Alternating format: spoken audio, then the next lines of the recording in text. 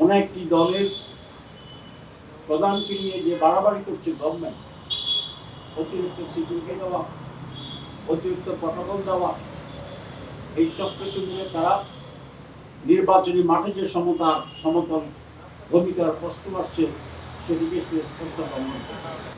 আমরা খুব স্পষ্টভাবে আজকে বলতে চাই যে কোনো ধরনের চাপে নত স্বীকার না করে যে দলেরই হোক, ইভেন জামাত ইসলামীরও যদি হয়, তাহলে আরপিওর যে নিয়ম আছে সেই নিয়মের ভিত্তিতে যেন বৈধ এবং অবৈধ বিষয়টিকে ফয়সালা করা হয়। অন্যথায় এই দুটো জিনিস প্রমাণিত হবে। এক হচ্ছে এই ইলেকশন কমিশনার দুর্বল, তাদের পক্ষে ইলেকশন করার শেষ পর্যন্ত নিয়ে যাওয়া যাবে কিনা একটা সন্দেহ প্রকাশ থাকবে, অথবা এই নির্বাচন কমিশন কোন একটি পার্টিকুলার দলের প্রতি পক্ষপাতিত্ব করছে। এই ধরনের আচরণ যদি অব্যাহত থাকে তাহলে সুষ্ঠু নির্বাচনের ব্যাপারে জনগণের ভিতরে সংশয় এবং হতাশা।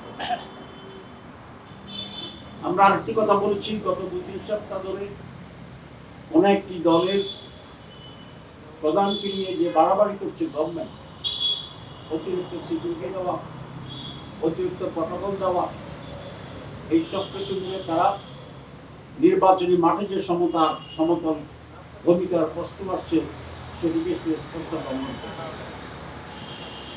আমরা বলেছি কাউকে অধিকতর সিকিউরিটি কিংবা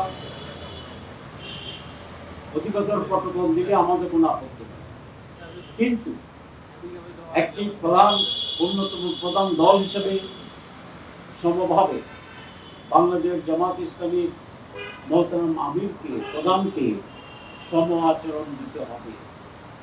যদি এটা ব্যর্থ হয় তাহলে জাতির পক্ষপাতমূলক অপরাধের দৃষ্টিতে এই ইলেকশন কমিশনকে দোষী হিসেবে সাব্যস্ত করবে এবং লেভেল প্লেইং ফিল্ড এখানে বিনোদ করা হবে। আমরা আরেকটা বিষয় দৃষ্টি আকর্ষণ করছি, বিভিন্ন জায়গায় ফিল্ড লেভেলে কোনো কোনো এসপি এবং ডিসি যারা রিটার্নিং অফিসার, তাদের আচরণে পক্ষপাতদুষ্ট একটা ভূমিকাকে আমরা লক্ষ্য করছি। আমরা তাদের তালিকা করেছি, আরো আমরা একটা অবজার্ভ করতে থাকবো। এরকম ব্যক্তি থেকে চিহ্নিত করে আমরা ইলেকশন কমিশনকে মৌখিকভাবে বলেছি, আমরা দেইনি এখনো। আমরা সে বিষয়টি আজকে প্রধান উপদেষ্টাকে আমরা অবহিত করেছি।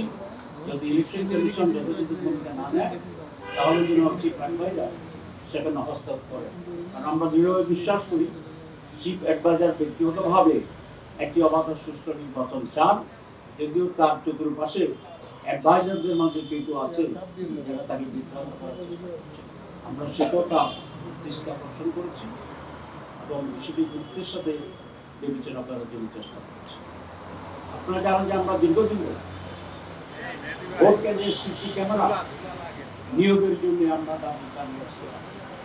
আজকে চিফ অ্যাডভাইজার আমাদেরকে আশ্বস্ত করেছেন, সম্ভবত আজকে অথবা গতকাল মন্ত্রী পরিষদ মিটিংয়ে সিসি ক্যামেরা সেট আপ করার জন্য ওনারা সিদ্ধান্ত নিয়েছেন এবং সেই জন্য পর্যাপ্ত অর্থ বরাদ্দ করেছেন। সুতরাং সেই জন্য যদি এটা বাস্তবায়ন হয় তাহলে আমরা মনে করি একটা উল্লেখযোগ্য কাজ তারা করলেন এবং সেই জন্য আমরা অ্যাডভান্স চিফ অ্যাডভাইজারকে ধন্যবাদ দিই। সুতরাং ওনারা আমাদের আশ্বস্ত করেছেন প্রতিটি কেন্দ্রে সিসি ক্যামেরা স্থাপিত হবে এবং আমাদেরকে এটাও বলেছেন যে কোনো কেন্দ্রে মিস হয় কিনা সেটা আপনাদের সাংগঠনিক চ্যানেলে আপনারা উদ্ঘাটন করবেন এবং আমাদের একটি প্রশ্ন আসছিল এবং নানা জায়গা থেকে প্রশ্ন আসছিল যে ভোটের দিন ভোট কেন্দ্রের ভিতরে আর্মিদেরকে গ্রেফতার করা হবে। আমরা বলছি শুধু আর্মি নয়, পুলিশ, রেল, আনসার কাউকেই ভোট কেন্দ্রের ভিতরে প্রবেশের অধিকার দেওয়া ঠিক হবে, কারণ এটা প্রাইভেসিতে অ্যাটাক করবে এবং ভোটারদের ভিতরে এক ধরনের ভয় ভীতি তৈরি হতে পারে। চিফ অ্যাডভাইজার এবং তাদের সেখানে উল্লেখযোগ্য কোনো কাজ নেই, তাদের কাজ হচ্ছে আইন শৃঙ্খলা পরিস্থিতি ট্যাকেল করা এবং সেটা বুথের বাইরে থেকে তাদের দিতে হবে।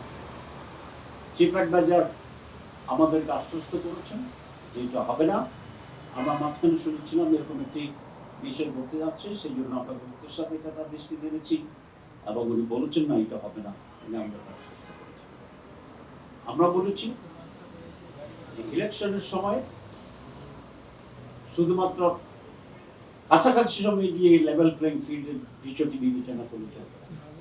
নিরপেক্ষ নির্বাচন, লেভেল প্লেইং ফিল্ড, যেদিন ইলেকশনের ডেট ঘোষণা হয়েছে কমপক্ষে সেদিন থেকে আমার কথা কিন্তু ইতিমধ্যে কিছু ব্যর্থ হচ্ছে, আপনাদের সামনে পরিষ্কার। তাকে অনেক প্রায়োরিটি দেওয়া হচ্ছে, তাকে অনেক প্রটোকল দেওয়া হচ্ছে, তাকে অনেক প্রোটেকশন দেওয়া হচ্ছে। আমাদের এতে কোনো আপত্তি নেই। কিন্তু আমাদের কথা হচ্ছে যেহেতু we are the contesting political পাওয়ার, সুতরাং ওইদিকে আপনি আপ করবেন, ওইদিকেও তাই করতে হবে, সমতা বজায় রাখতে হবে।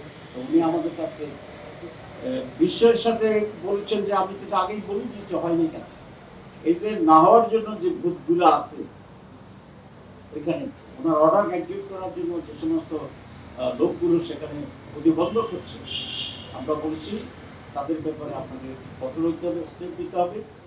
এবং কিছু উপদেষ্টা আছে, আমি আগেও বলেছিলাম একবার, যে তারা যারা ওনাকে বিভ্রান্ত করে এবং অনেক কিছু ওনাকে জানতে দেয় না। আমি আজকে বলেছেন যে আমি তাতে কিছু জানি না, তাহলে বুঝে গেলে যাদের দায়িত্ব ওনাকে জানানো তারা অনেক কিছু থেকে ওনাকে ডাকতে রাখে।